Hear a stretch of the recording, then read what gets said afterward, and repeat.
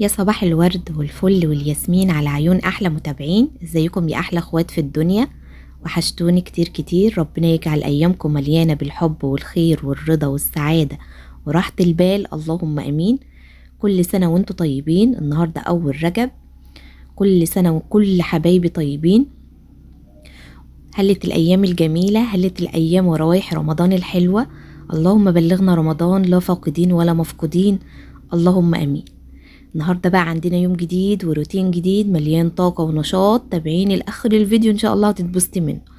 زي ما انتوا شايفين طبعا يوم في المية، يعني النهاردة بقى يوم البلبطة في المية، لأن بصراحة السجادة دي كانت محتاجة ان هي تتغسل، فكان لازم ادخل تحت المية. بصراحة الجو برد جدا جدا، على قد ما احنا في دخلنا يعني في عز الشتاء، بس الجو لسه يعني ما مطرش عندنا.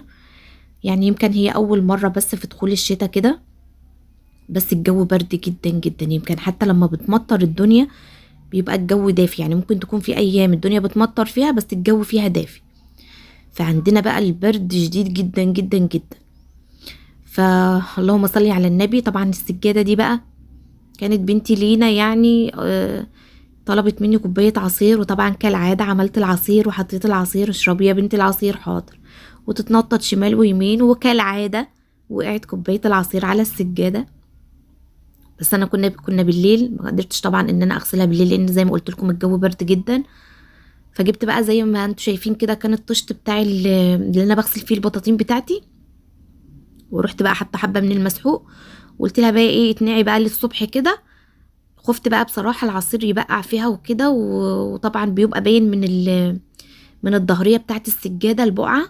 فقلت بقى ايه امسكها بقى انقعها كده للصبح، عشان حتى العصير ان هو ما يبقعش في السجاده، او يلحق ان هو مثلا يلون على السجاده وكده. فطبعا زي ما انتم شايفين بقى قمت الصبح كده، طبعا الجو قلت لكم برد جدا جدا. بصراحه كنت بردانه، بس والله اول ما دخلت كده وابتديت ان انا اشتغل، يعني بصراحه حسيت ان يعني خلاص انا مش حاسه بالبرد. جبت بقى طبعا جبت بقى طبق معايا، حطيت فيه بقى حبه من المسحوق وحبه من الصابون السائل. الصابون السائل حلو جدا في غسيل السجاد يا بنات، والله بينضف السجاد جدا. وحطيت بقى كده حبه حلوين من الكلور، يعني مش بكتر فيها قوي لان السجاده دي عندي بتبقى تنزل اللون بتاعها. هي من السجاده هي موكيتا، فما كترتش بقى حبه، يعني حطيت حبه صغيرين جدا من الكلور. مسكتها بقى غسلتها بالفرشه. بصراحه ما عرفتش اغسلها بالمقشه، حسيت ان المقشه مش ماشيه فيها كده، وحسيت برضو ان هي مش هتنضفها قد كده.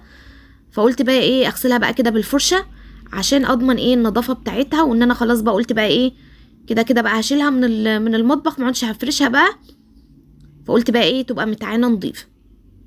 زي ما انتم شايفين انا بغسل بقى حته من الوش بتاعت السجاده وبقلبها، لان طبعا الحمام عندي مش واسع قوي، يعني العرض بتاعه حوالي متر ونص. فطبعا عماله بقى اجي لها شمال ويمين، لان طبعا اجي من الناحيه دي اغسل بقى الحته دي، واجي من الناحيه دي اغسل الحته التانية، عشان ان انا اقدر اغسلها. لان طبعا الحمام مش واخد السجاده مثلا لا بطول ولا يعني العرض بتاعها، ولا هياخدها طول. يعني لو قلبتها من جميع النواحي وشقلبتها برضه مش هياخدها. دي بقى كانت مشاية كده، كنت انا قبل ما اروح عند ماما بصراحة كنت مطلعاها في البلكونة وبعدين انا نسيتها، يعني نسيتها حوالي اسبوع في البلكونة. يعني على ما جيت كانت هي لسه في البلكونة، فطبعا اتطربت بقى وبقت كلها تراب، لان طبعا انتوا عارفين ان انا على الشارع. فقلت لها لا بقى ايه تعالي بالمرة كده. وبعدين بقى الحماس خدني بقى بصراحة، ولقيت بقى كمان المشاية بتاعة الحمام بتاعة الطرقة بتاعة الحمام. قلت لها تعالي كمان انتي بالمرة. بصراحة كان فايض معايا مسحوق وميه وكده، فانا استخسرته وكده. فقلت بقى ايه اجيبها بقى كمان هي بالمره. حسيت ان هي مش نظيفه. بقول لكم بقى الحماس خدني طبعا اول ما دخلت بقى الحمام وبدات ان انا اشتغل. بصراحه ما حسيتش بالبرد، فقلت بقى ايه اجرها واحده واحده كده. ابتديت بقى اغسل فيها، قلت ايه اغسلهم كده واشطفهم يعني اول ما صحيت على طول، لان الجو برضو مش مضمون. يعني على قد ما الدنيا مثلا برد او مش بتشتي وكده، بس برضو يعني مش مضمون، يعني ممكن في اي لحظه انها تشتي وكده. احنا طبعا بقينا في شهر طوبة، يعني في اكتر شهر في البرد، فمش مضمون ممكن الدنيا تشتي في اي وقت، يعني مش. طبعا خلصت غسيل بقى السجاد والموكيتة دي، وقلت بقى ايه اشطف بقى الحمام كده الاول من الصابون طبعا اللي نزل، طبعا بيبقى فيه مثلا صابون مش نظيف وكده، فقلت بقى اشطفه عشان لما اشطف بقى اللهم صل على النبي، صليتوا بينا على النبي يا بنات، اللهم صل وسلم وبارك عليك يا حبيبي يا رسول الله. قلت بقى عشان لما اشطف السجاده وكده تبقى الدنيا نظيفه بقى معايا. ابتديت بقى اشطفها بقى واحده واحده كده، برضو زي ما قلت لكم، زي ما نظام بغسلها يعني بفردها حته حته وبعد كده بشطفها برضو.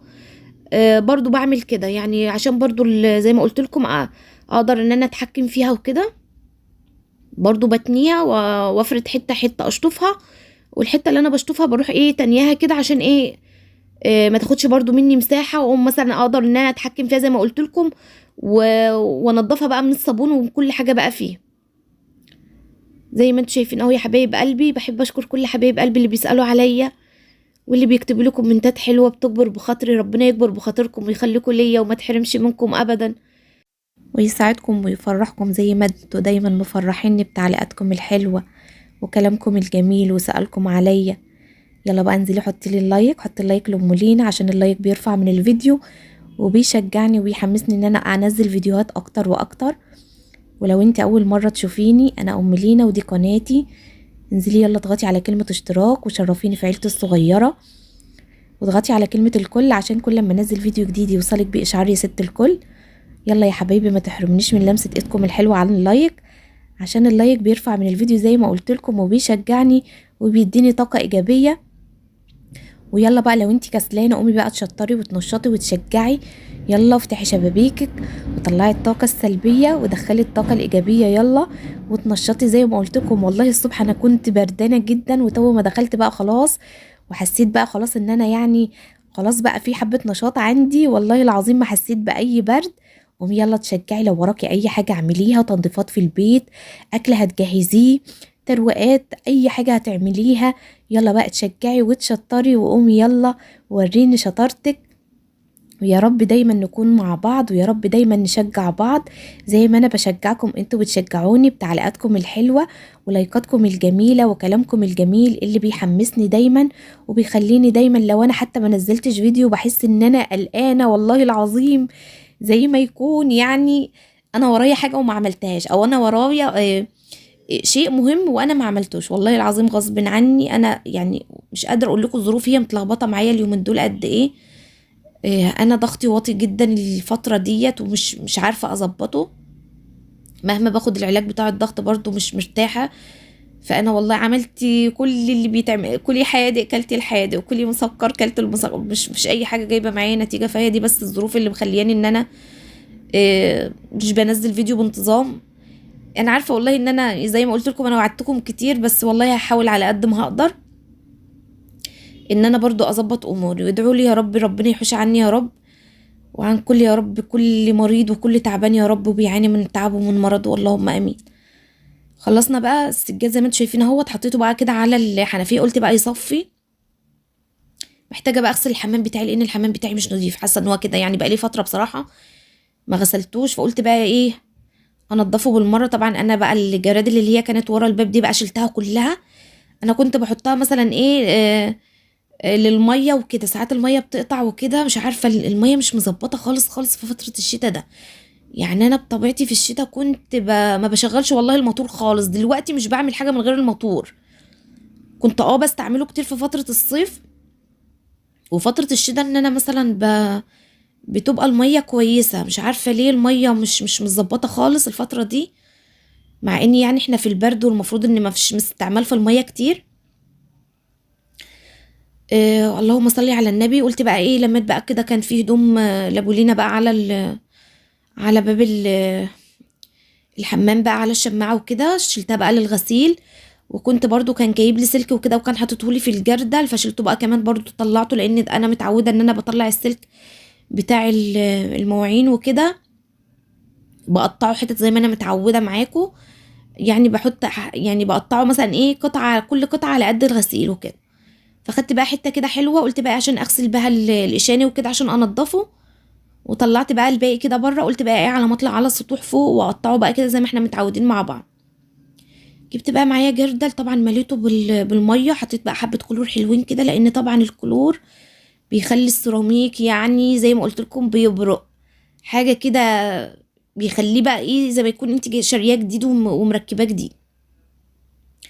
انا عندي سيراميك يا بنات، مش عارفه هل انتوا كلكم عندكم كده، يعني بحس دايما فتره الشتاء بحس ان نقط الميه السخنه مثلا او السخان او العرق بتاع السخان بيعلم دايما على السيراميك، فده يعني معاناتي مع السيراميك في الشتاء. جبت بقى مليت زي ما قلت لكم الجردل، حطيت بقى حبه من البرسيل الجل وحبه من الصابون السائل، وحطيت زي ما قلت لكم بقى كميه معتبره كده من الكلور، ومسكت بقى ايه جزء جزء كده، يعني الجزء اللي بمسكه بقى بخلصه خالص وبنضفه عشان بقى ايه زي ما قلت لكم ما اقعدش بقى اجيب شمال ويمين، لا يبقى الجهه اللي انا مثلا مسكتها نضفتها خالص، لان كان عندي السيراميك زي ما قلت لكم مجير في تجييره كده، والنقط بتاعت الميه وبصراحه ما كانش نظيف وما كانش عاجبني، بقى لي فتره برضو ما غسلتوش.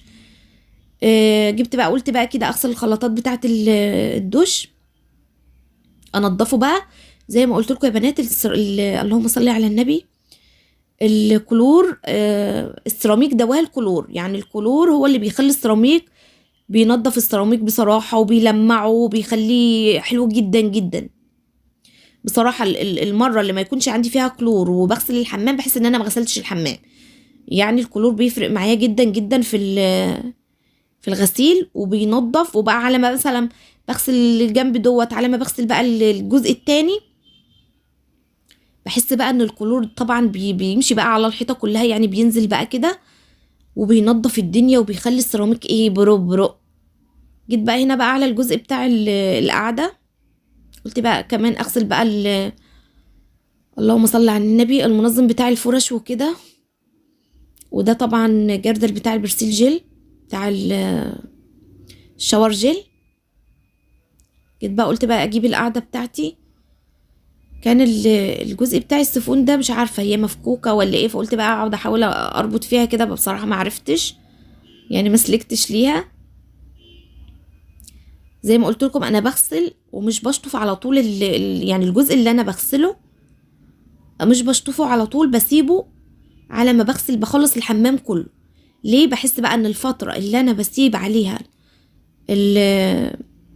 الصابون او المسحوق اللي انا عاملاه او الخلطة اللي انا عاملاها على ما بغسل بقية الحمام بحس ان هو نضف بقى، يعني بقى زي الفل. قلت بقى اجيب القعدة كمان من تحت كده، كنت برضو حاسة ان فيها تغييرة كده، حاسه النقط بتاعت زي ما قلت لكم بتاعت الميه السخنه بتعلم في البلاط وتلزق في البلاط، مش عارفه ليه، يعني مش عارفه كان عاجبني هو الوان، هو طبعا بتهيألي السيراميك الابيض او الالوان الفاتحه مش بيبان فيها اي حاجه زي مثلا ما بيكون بامبا، ما بيكون مثلا نبيتي، اما بيكون لون مثلا الرز اللي هو اللي انا عاملاه دوت، مش عارفه بصراحه. مسكت بقى كمان قلت بقى اجيب الارضيات، جبت بقى الجزء اللي هو بصراحه اللي هو اللي عندي القعده ده انا دعكته، لان طبعا القعده البلدي كنت عايزه انضفها كويس بالسلكه، هو بس اللي جبته بالسلكه بصراحه يعني. بس انا كنت الاول بغسله بالفرشه، يعني كنت بغسل لما بيكون عندي الحمام مش وسخ قوي، يعني حاسه انه نضيف، كنت بغسله بالفرشه بتاعت اللهم صل على النبي، الفرشه اللي انا بكنس بيها، الفرشه اللي انا بستعملها للكنس وكده. بس لما بحس ان الحمام مش نظيف بضطر بقى ان انا اغسله بالسلكه كله، يعني بقى السلكه عايز شطف كتير جدا جدا جدا على قد ما تقدري. بعد ما تخلصي من غسيل الحمام تقدري تشطفيه جدا على قد ما تقدري، لان السلك بيبقى نازل منه فتافيت كده ناعمه، ممكن لو انتي مش شطفتيش الحمام بتاعك كويس بتلاقيها معلمه في الاركان بتاعه الحمام.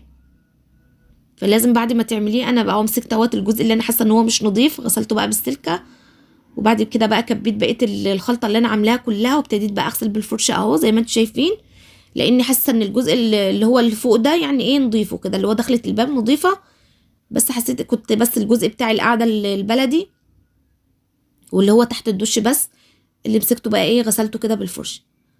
طبعا شغلت بقى الميه، شغلت طبعا الموتور لان كانت الميه ضعيفه زي ما قلت لكم كده، كانت ضعيفه جدا جدا بصراحه، مش عارفه لها حل بصراحه اليومين دول.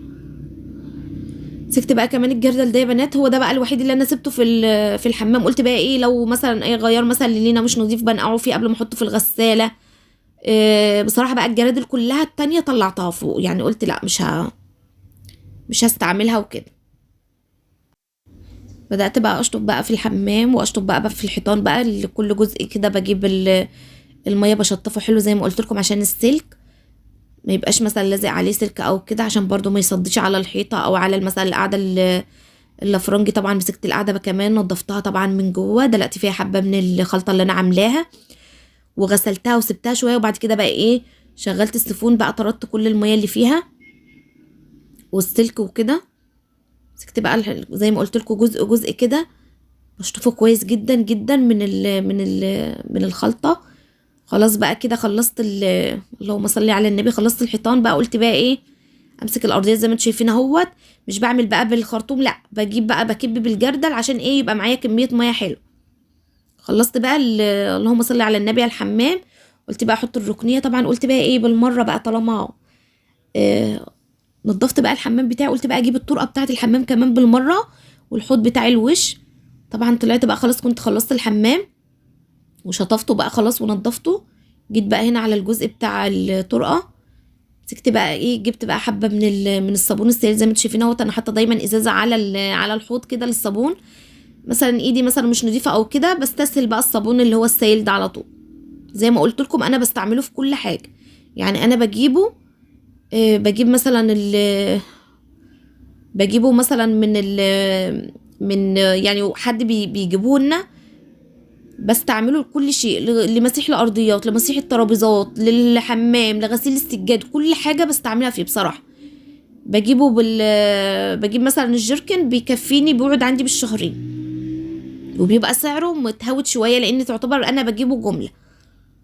مسكت بقى كده غسلت بقى السيراميك كله اللي حوالين الحوض. قلت بقى كمان اجيب الارضيه بتاعته، احط حبه من الصابون الجل كده و اللهم صل على النبي، وهمسك بقى الارضيه. طبعا حطيت زي ما قلت لكم حبه من البرسيل الجل.